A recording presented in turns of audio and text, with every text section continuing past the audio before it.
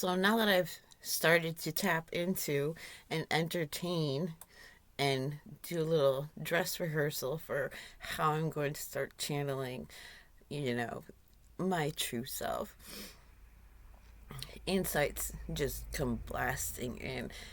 For example, so like I said before, there's been outside influences that come and incarnate in as human beings, and they set an expiration date so that they can get out of the human form. And a lot of cases, the human consciousness itself, the physicality, dies long before the spirit that's going to leave it is done with it. Sometimes it's still alive. But one of the insights that I received was, and this isn't new, that the consciousness of the human being is can be transferred into earthly elements and then into another human being. So, for example, one person who was murdered there in the slabs, I became aware that their consciousness immediately went into the earth and went to inhabit its true form. So they'll do that too. They'll take the human consciousness, like my human consciousness was sent off to Egypt, so that those spirits and those who want to control this body and its energy could have the waking time. And that's why, like medical waste, the biology, especially blood, is taught to be contained, burnt, destroyed. Because in our cellular structure, especially in our blood, all the knowledge, all the understanding, all the awareness that the human physical consciousness has picked up can transfer into the ground, be absorbed, be awareness, knowledge, and understanding gained by the earth itself. But it can't do that if it's destroyed in the fire.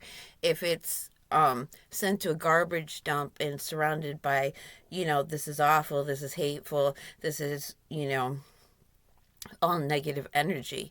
So preserving the human consciousness, that's what the evil pagan tribes would do. When a woman gave birth, the placenta was buried under a tree.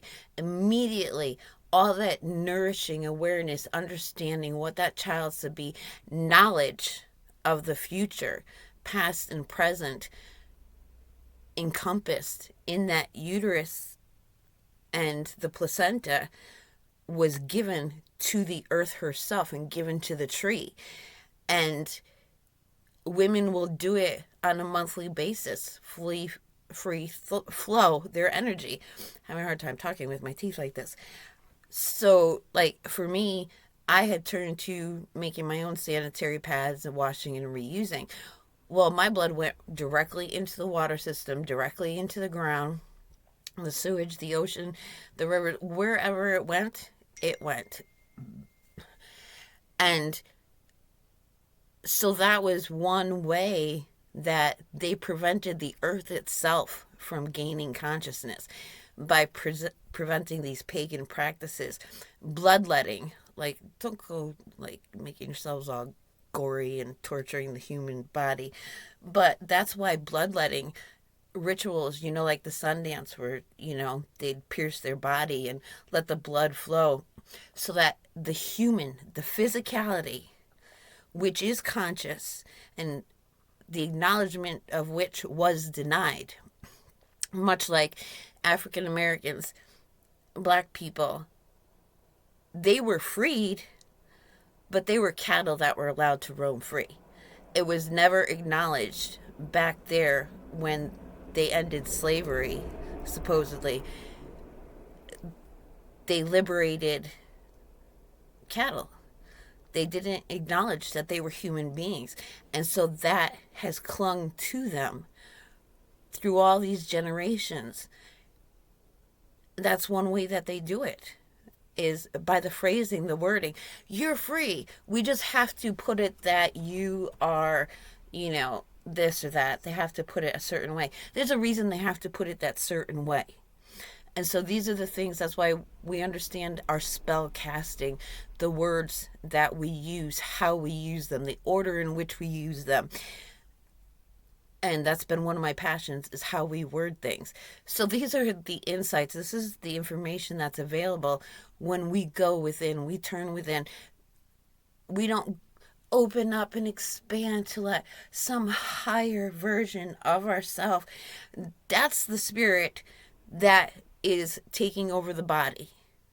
Okay, that's not your human, physical, expanded higher self. That's a part of whatever's occupying the body, whatever's possessing the human form, possessing the animals around you. They'll possess whatever the hell they want to get it done if we allow it.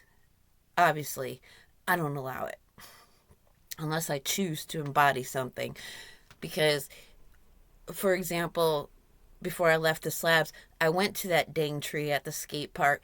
I took that spirit into myself and I walked it around. And the thing is, all the unhealthy patterns that it would play on with everybody else, I already had answers to that. It couldn't take me. It couldn't overcome me, and it couldn't overwhelm me. And the people who are used to working with it, I would walk, when I did that, like my left eye, it just started like spinning like a kaleidoscope. Woo! And I would just look the people that I knew, like the darn elder, one of them responsible for all the bodies and the murder and the moving of drugs through there. Just look them square in the eye, not say a fucking word. And then all of a sudden it would register. This bitch took our fucking power. And same thing. Anybody that I came across who was being used to manipulate me, everybody else could go their way. I didn't care. But the ones that were being used to attack me, I did it. Guy on the bike, grabbed the handles, looked them straight in the eye until it registered. And then they'd be engulfed in rage, and I would just throw them aside and just keep right on walking, not looking back, without fear.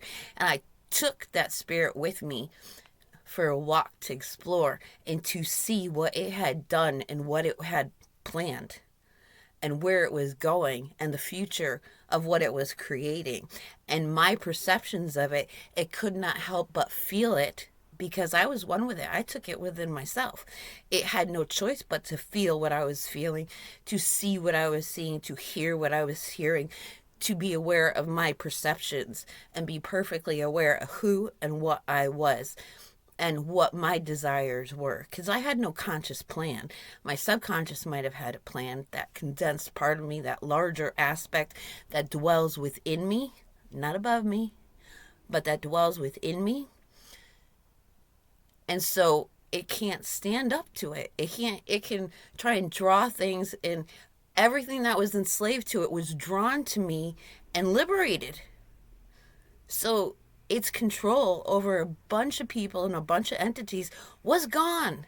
And whether they choose to keep that freedom, whether or not they had the ability to maintain it, I can't control or influence. I'm not going to make their choices for them. I can only leave the pathways. I can only leave the tools. That's all I can do. And I did that because I wanted to. Because I felt it was important. And because there's a whole lot of physical consciousness born of this earth that was waiting and wanting this as well. So, magic is already happening. Even as I set the intention, I know that, the Bible says that, all of creation is groaning, waiting for the revealing of the chosen ones.